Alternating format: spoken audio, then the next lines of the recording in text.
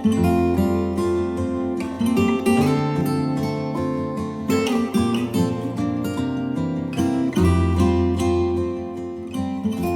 everyone, Christina here. Welcome to day 9 of the holiday card series for 2019.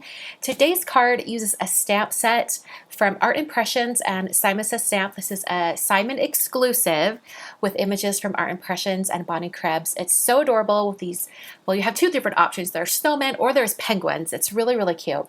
I shared this card at the Simon Says Stamp blog yesterday, but I thought I would include a video here at my holiday card series so you can see how I put it together, because this particular stamp set, as you'll see, is meant to be used one way and I used it in a completely different way. Let's get started.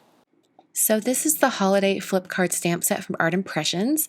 It's an exclusive to Simon Says Stamp, and it has two sets of flip card images. You have the penguins and you also have the snowmen, and it has both the front and back images. Like you can see on the packaging, this kind of project idea is meant to be used with the flip card dies, where you create kind of a flip card. You can open it up and you see the inside and the back side of these images. I'm going to set this die aside and create a window card instead. So first I'm going to start by stamping the penguin images. I've got my Misty Stamp Positioning tool, and I've got both sets of images for the penguins at the front and the back. I'm going to be stamping these images in VersaFine Onyx Black ink.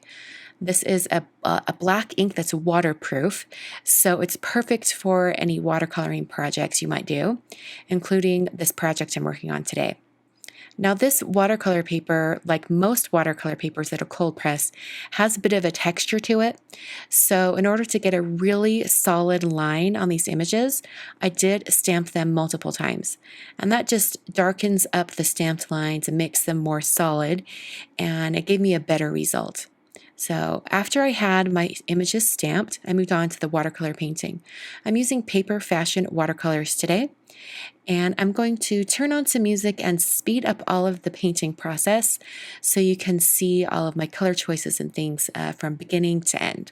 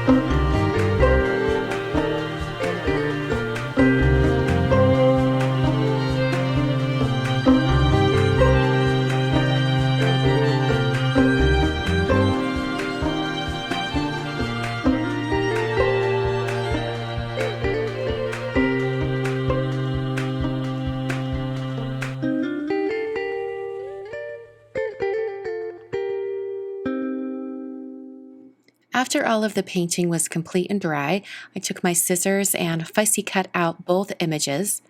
and you'll see that they line up just perfectly when you put them back to back.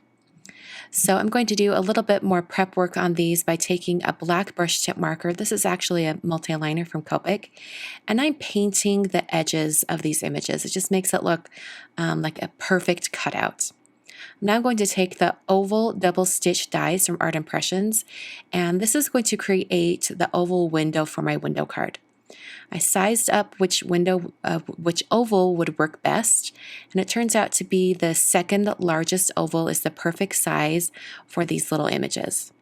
So I tried a bunch of different ways of creating this window element for my card, and this was the easiest way I could think of. I took a 5x7 piece of cardstock and I put the oval kind of right in the center, and I ran that through my die cutting machine. And I did this twice, trying to get that oval as perfect in the center as possible.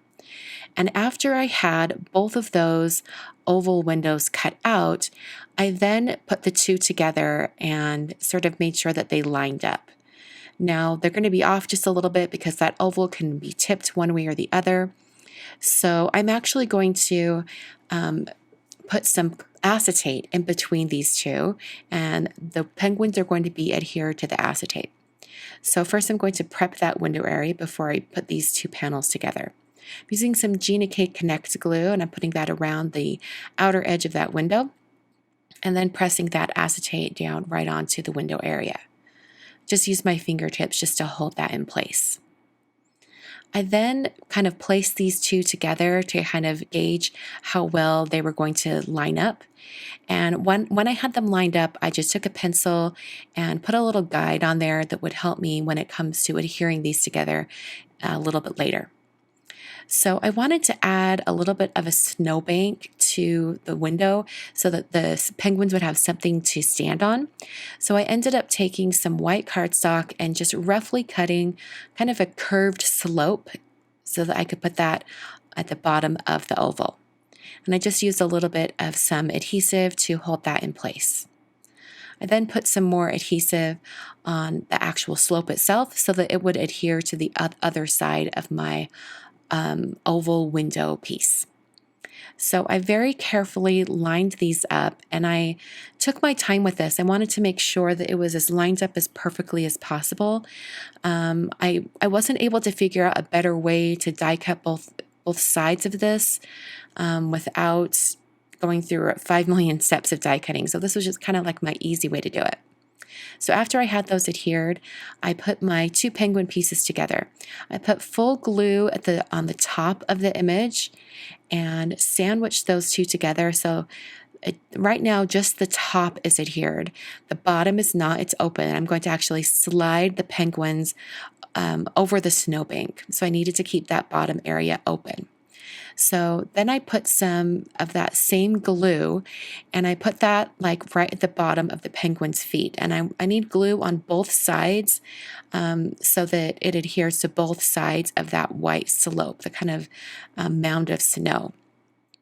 So I'm putting that right over the top of that slope and kind of sliding it down to the perfect position, and then pressing down and holding that with my fingertips and kind of pouncing down and pressing down on it so that it adheres really, really well to that white slope.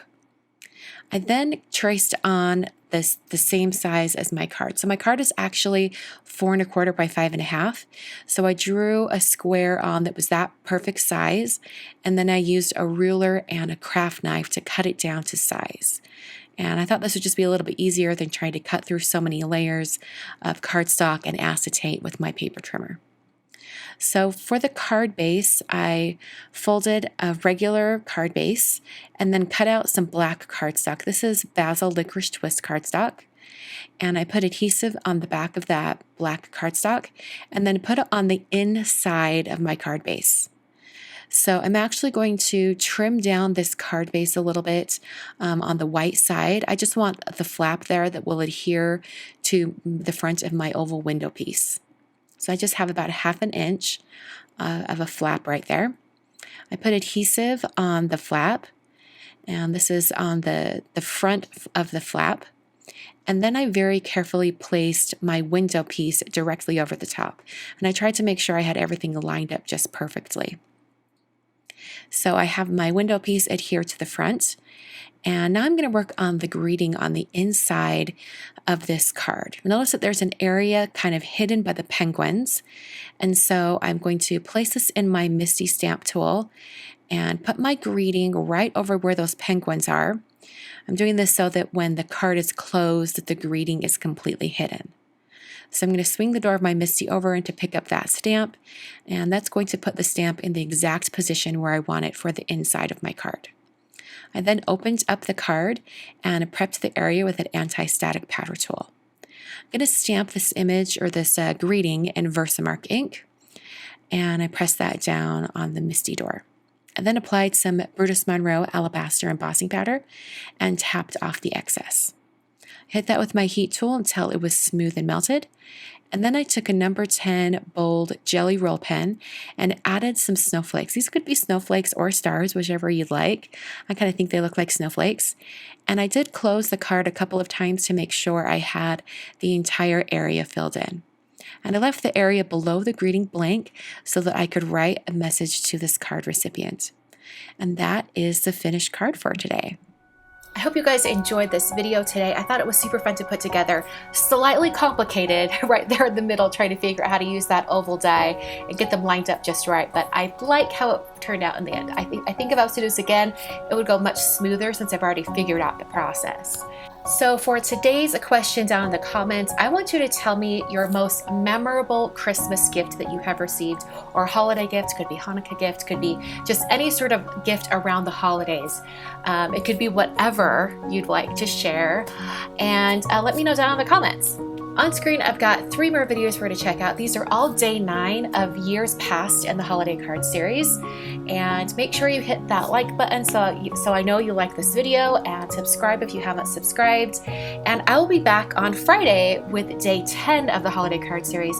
I'm back every Monday, Wednesday, Friday at 8 a.m. Mountain Time. See you then.